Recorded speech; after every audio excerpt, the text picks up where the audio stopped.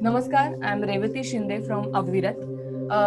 Just so we know that our last video was about Indian psychology.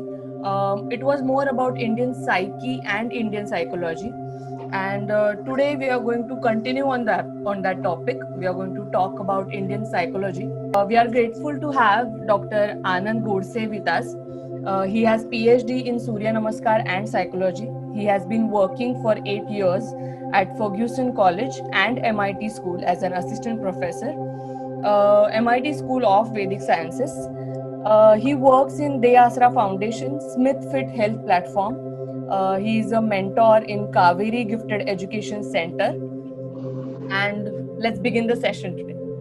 So, my first question about Indian psychology is where is the difference? What is the difference between science and Shastra? Where does Indian psychology lies between these two?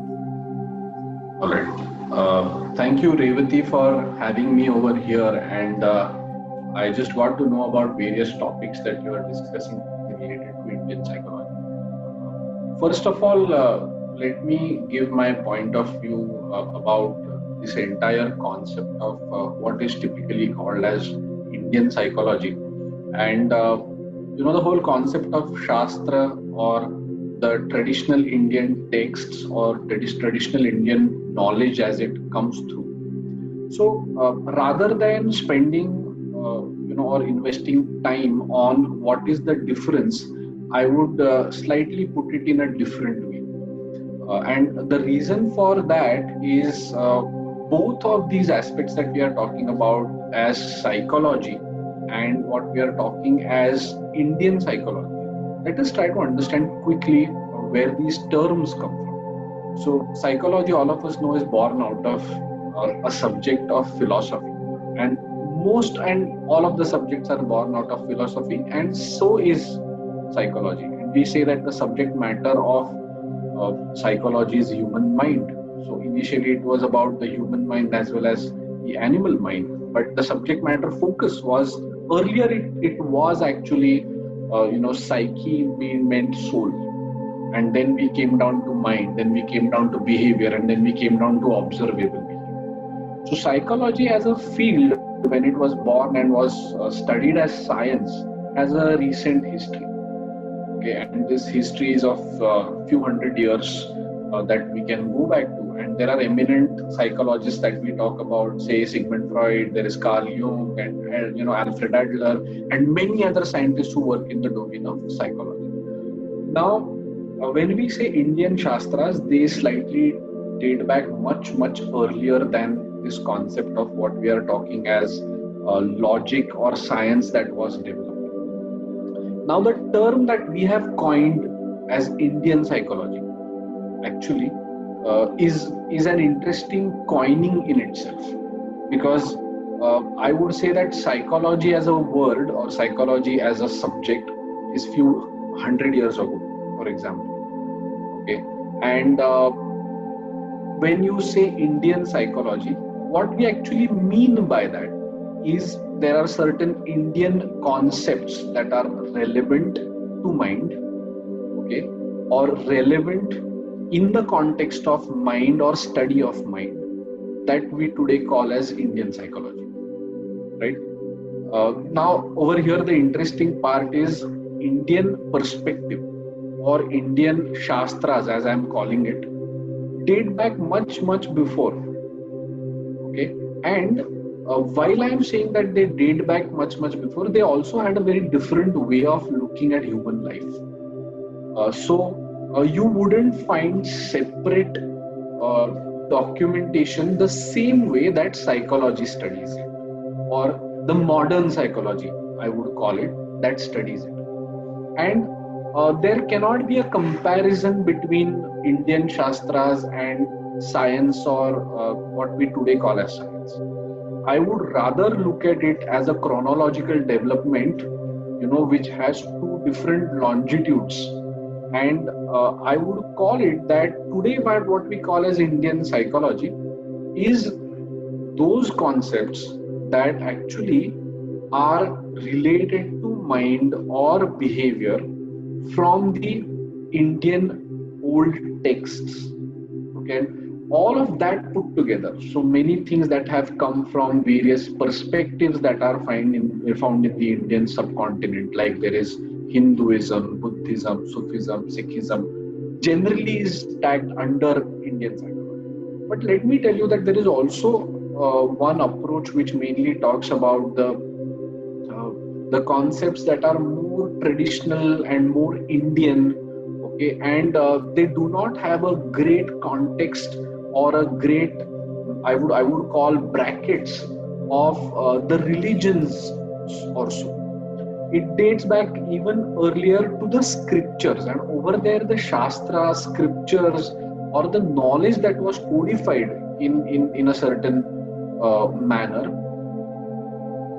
for all of these shastras. So I wouldn't delve into what is the difference, because I feel that they are not comparable. Indian shastras are not comparable to something like science, because modern science is developed on certain premises which needs to be respected in one way, and Indian shastras are or were developed by certain stalwarts in that period. And of course, the modern science that we call today, your modern psychology that we call today, is similar. And after medical sciences was developed and the entire observability, measurability, accountability, and experimentation were the outlooks and approaches that psychology uses to study mind. So I would call it that these are non-comparable things. One shouldn't try comparing Indian shastras with science. That will it's like trying to compare apples with mangoes, and that would never happen. I think that was the well elaborated answer. My second question is Indian psychology relevant nowadays? That is, in 21st century, is Indian psychology relevant? If yes, then how? And if no, then why? Uh, this relevance question I always deal with in a different way, because I would say that relevance is, so it's you must have heard this typical notion of what is perception, and it's all about it's in the eye of the beholder, and various concepts like those. So for relevance also, anything is relevant if the person who wants to studies it, or person who wants to study it, makes it relevant, right? I would call it that, okay, there are some texts, some scriptures which are old, some scriptures that are slightly less old, some scriptures that are even younger than that. I would say that all of them are relevant in a different way, for the reason some of the concepts that are long standing and have depths to it might be slightly even more stable than the recently developed concepts that might have a slightly lesser lifespan, so to say. So is Indian psychology or the Indian Shastra concepts or the concepts that are studied long back then about the mind, whether they are durable, endurable, and relevant? They are completely relevant. Many of the sutras, for example, are timeless. I would call them timeless for the reason that they do not have boundaries of time, and they do not have boundaries of space also. So anywhere there is human being and human life, these principles are fully applicable, right? And if they were not applicable, I would say that there wouldn't have been so many, say, Westerners, so many people across the globe who are looking at all of these concepts in depth, right? And one very good example is yoga. One very good example is, various concepts like, various thoughts related to, Indian aesthetics. There is Vastu Shastra. There are various thoughts which are related to, Indian astrology, Indian astronomy. Okay, so is it relevant in the context of psychology? Fully yes. Whenever there is human being, human life, it is completely relevant. Can you tell us?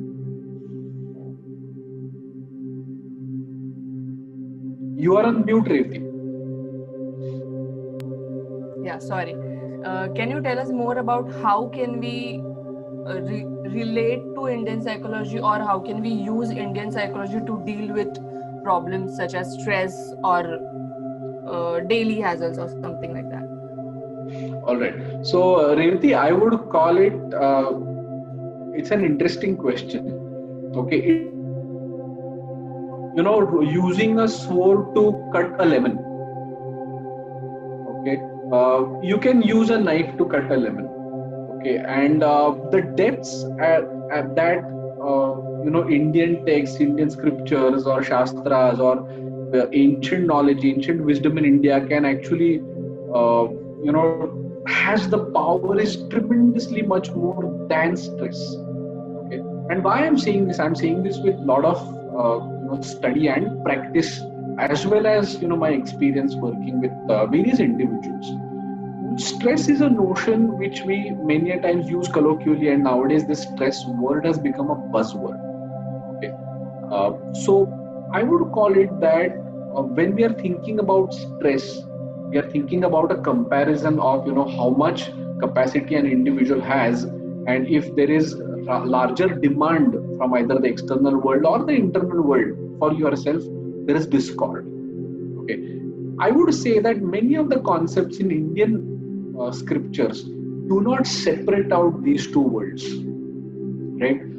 And therefore, I would say that the discrepancy or the disintegration of demands and of expectations and what an individual has as capacities already is studied in a cohesive way and integrated way when it comes to Indian Shastras. So an individual would never be looked at in isolation than the family, than the community, right? The moment you divide these two things separately, you will find that there is discord. Either of the parties is stressed out. In the first place, there are two parties. Conflict typically is defined as the other person or other situation trying to harm you. Okay, or there are two decisions that you have to choose. Whereas typically in the Indian Shastra, say for example, an individual is looked at in a cohesive and integrative approach. So stress as a concept also, okay, is looked at very differently from the Indian perspective. Health, well-being is looked at as swastha. The concept of swastha means swa is yourself and stha means situated. So if what you are, and if you are situated in yourself well. So a simple definition of stress is you are aswastha. Right? So I would say that while applying it to stress or while applying it to various concepts related to an individual's well-being, Indian Shastras or various other notions have a lot more to offer than just trying to solve stress. But still, I'm really stuck on this point that we cannot ignore the fact that stress has become a really, what can we say, very exaggerated concept, that each and every human being is facing stress because of numerous reasons, right? So how is it practically possible? Like Indian psychology, how is it practically implementable? Yeah, a very simple answer to that is Indian psychology offers a very easy answer to all of this is that the Indian psychology offers many practices for you. May it be yoga practice, may it be practices that are related to some sound, some things related to healing mechanisms of music, some things that are healing mechanisms related to social support. There are so many healing mechanisms that are related to improving your diet. There are so many healing techniques that are related to improving your personal relationships with others.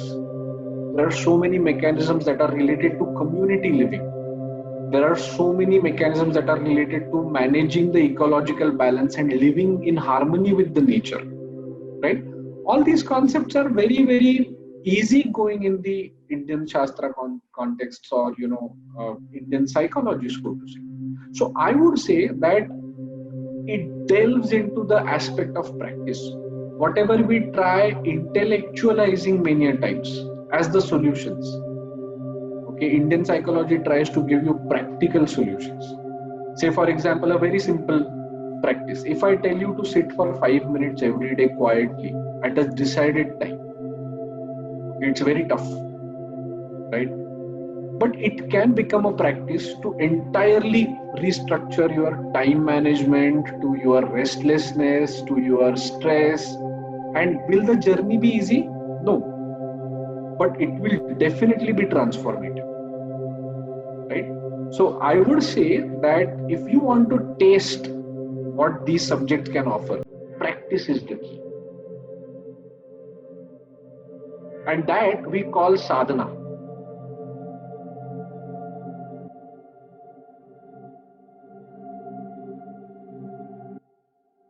Yes, right. So, as you just said, that can we call it as a type of meditation in short, right? Kind of. So, second thing is, does Indian psychology includes various disorders and their treatments? As in, we have DSM to diagnose the various disorders, their symptoms, and all. So, do we have something like this in Indian psychology? Okay. So to answer this question, let me first appreciate what Diagnostic Statistical Manual has to provide to us. Okay, it's a systematic approach. It has certain axes. It has certain symptomatic analysis of the disease, or it has certain minor details of what happens on the mental, psychological, physiological levels, and how to treat, how to diagnose, and how to treat. A very clear answer to this is from the Indian psychology point of view. There are some scientists who are trying to, define and create a taxonomy of illnesses, okay, that are related or relatable or similar to what structure DSM has to offer. Does it exist on today's time or today's date? It is under process, and I would say that the classification or what we are trying to have as certain specific remedies, okay, in the psychology domain or the disorders that we are talking about psychology, the psychological disorders have in the Indian context have been considered, okay, as in an integrated way under what we call as illness. So in Ayurveda, you will find various aspects or various illnesses related to the manas aspect. Okay, and in that, say for example, just to give you a little bit of idea of, you know about Triguna and you know about Sattva, Raja, and Tama, or you know about Prakriti. So an individual's Prakriti.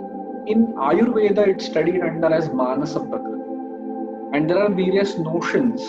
And over there also, human body is always in conjunction studied with the human mind. So the Prakriti, Pravritti, Vritti, and various concepts that are coming from the Shastras or Sutras are studied.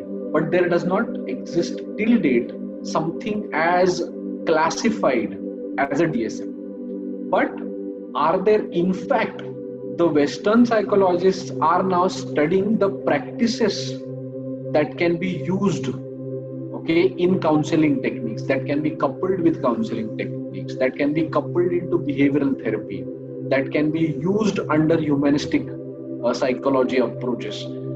So what we have is a treasures of practices, humongous treasures of practices, and that in fact is providing a direct help for treatments. And now there are many studies that are coming up in that direction. Okay, so I would say that I don't know how these people in the olden times really thought about these meditation practices or body practices or shastras that would be applicable even today, that now Westerners are studying from the point of view at what will be applicable as a treatment for depression. which yogasanas will be applicable for depression, which yogasanas will be applicable for OCD, which yogasanas will be applicable to work with mania and OCDs and whatnot. So I would say that we have a huge treasure of practices. So we really need to go to the direct roots rather than roaming around other world, to be honest. So my next question is, how technology supports Indian psychology? How does technique and technology plays role in Indian psychology? Technology is a medium, right? I mean, Yeah. We are talking to each other through technology, right? But if we talk Indian psychology, technology is directly helping us to narrate Indian psychology. So the subject matter, for example, is Indian psychology over here. Indian psychology is not against anything, or the concepts in Indian psychology are not contrary to anything or contradictory to anything. In fact, they are the most integrative approach that one can look at human mind, and not just human mind but human life. Okay, so the beauty of Indian psychology is that it will never ever disregard anything that is coming out as a development. So if technology is one of the most recent developments, why would an approach like Indian psychology deny technology? And today you will find 10,000 YouTube channels that talk about yoga, 10,000 YouTube channels that talk about meditation. Why? And the reason is simple, that simple techniques are found to be effective for thousands, lakhs and millions. And people are using it. So technology supports Indian psychology as it will always support human life. Right. But whenever we talk about Indian psychology, most of the time we end up talking about yoga, meditation. But there must be something more to it, right?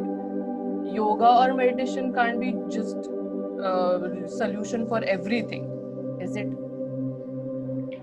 So, see, the subjects that you want to study under psychology, for example, if you want to study emotion, okay, there is a lot of literature from the point of view of Bharata's Natya Shastra. You have Abhinav Gupta's literature. Okay, you have various other literature related to Patanjali Yoga Sutra, and you have different literature from Bhagavad Gita or various other literature forms. You have so many Upanishads that talk about, say for example, Taittiriya Upanishad talks about Panchakosha, which is a very interesting concept for self, right? There is lot of material in Sankhya. There is lot of material in various other literature scriptures, which I'm not even mentioning here right now because the list is huge. The list is long.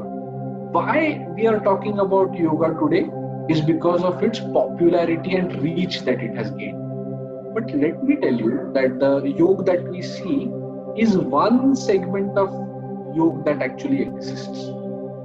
Okay, there are n number of other yoga related. So yoga word is what we mean as integration.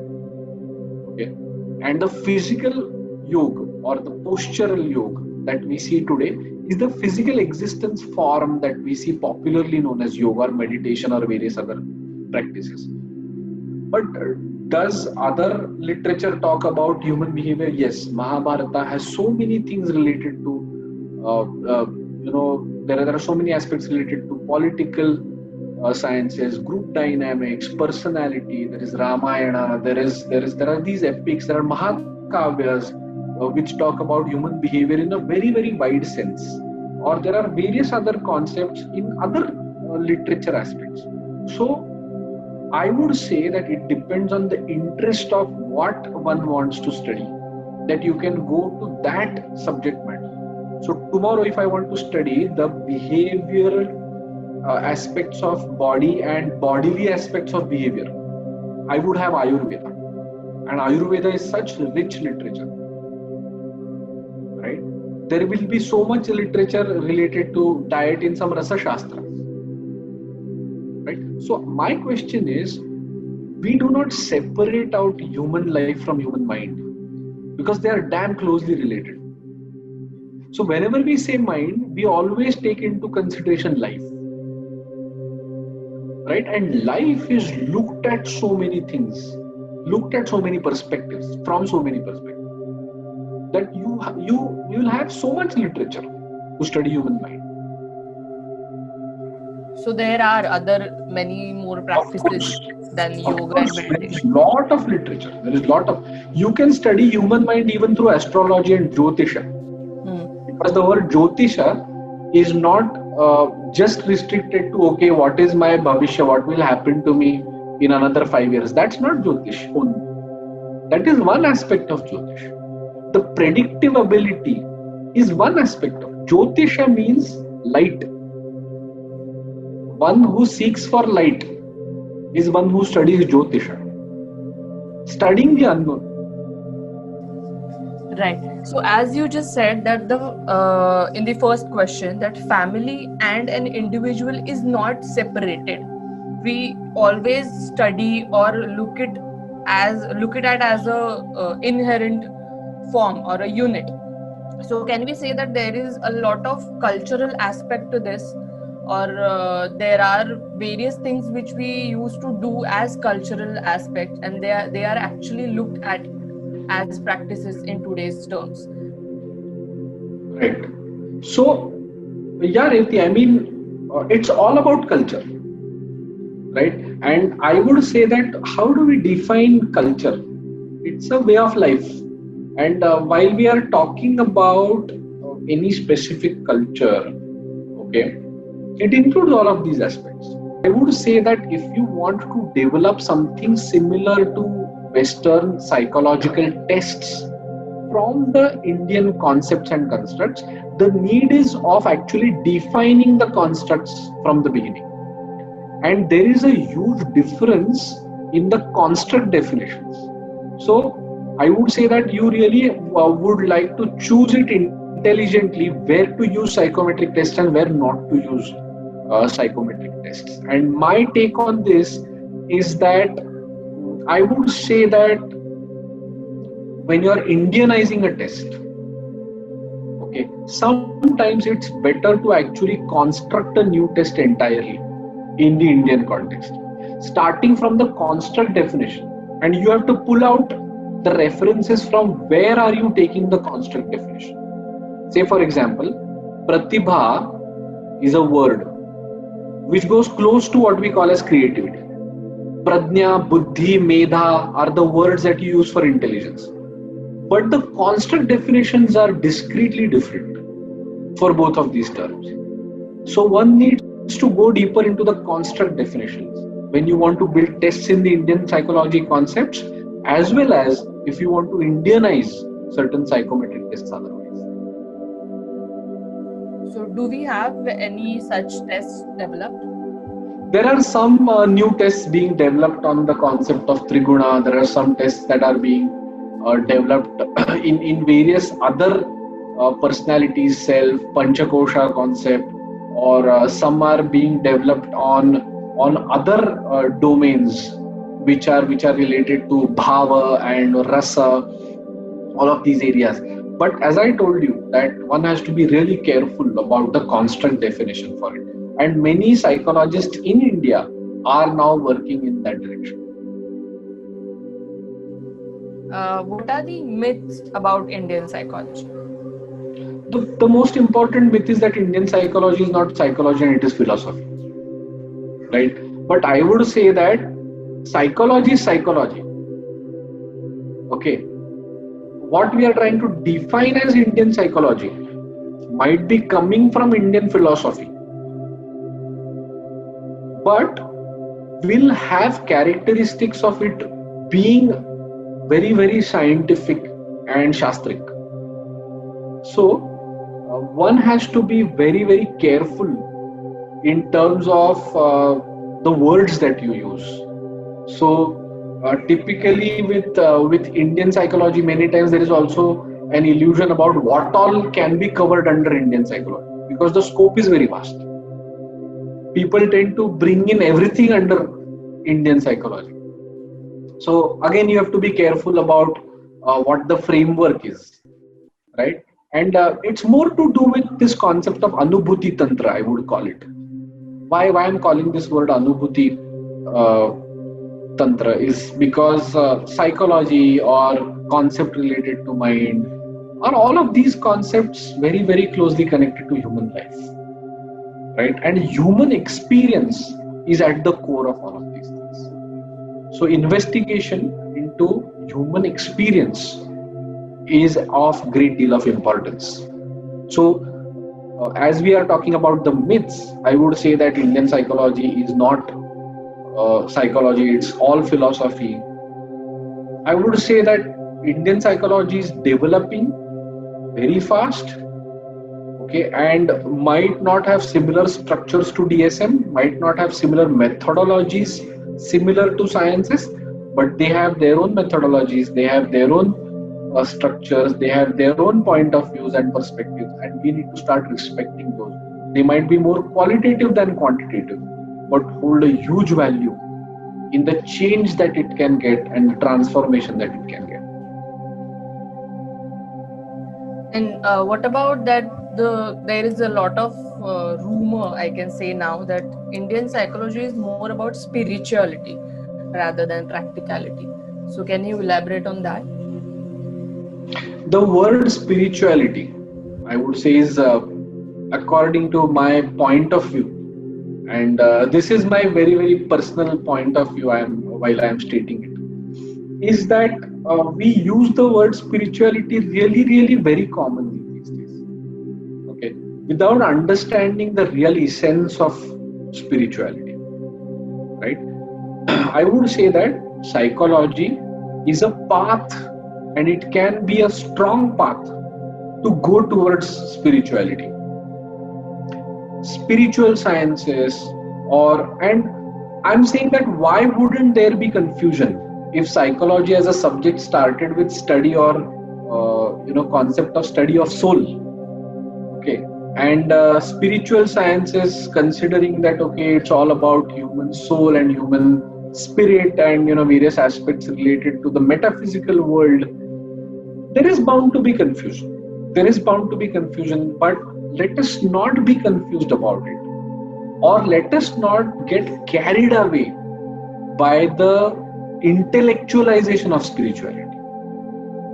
Let us be firm on experiences. Let us be firm on the testability, verifiability, scientificity.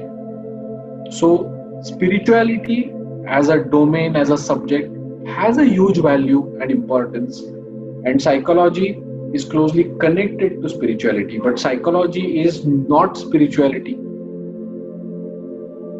So spirituality is something that you can move towards, for example, and psychology can be the path. Right. The next question is, are there any case studies which are dealt with the help of Indian psychology, or any research about Indian psychology? There is ample number of research. There is ample number of research taking place separately with separate constructs, concepts in the domains of in all domains, I would call it. Okay, in all domains of simple things like what is music therapy, what is raga chikitsa. There is ample amount of research happening on swara, tala, rhythm, its impact, various melodies, its impact on human behavior. Or you will find that there is lot of structural study or theoretical study also that is happening related to construct definition, as well as there are n number of cause effect studies, correlational studies that use Indian concepts and constructs. So if you ask me, it is a matter of trying to look into the literature. I wouldn't say that there is less research. There is ample amount of research that is happening in the Indian psychology domain. And what about the case studies? And so I would say that there are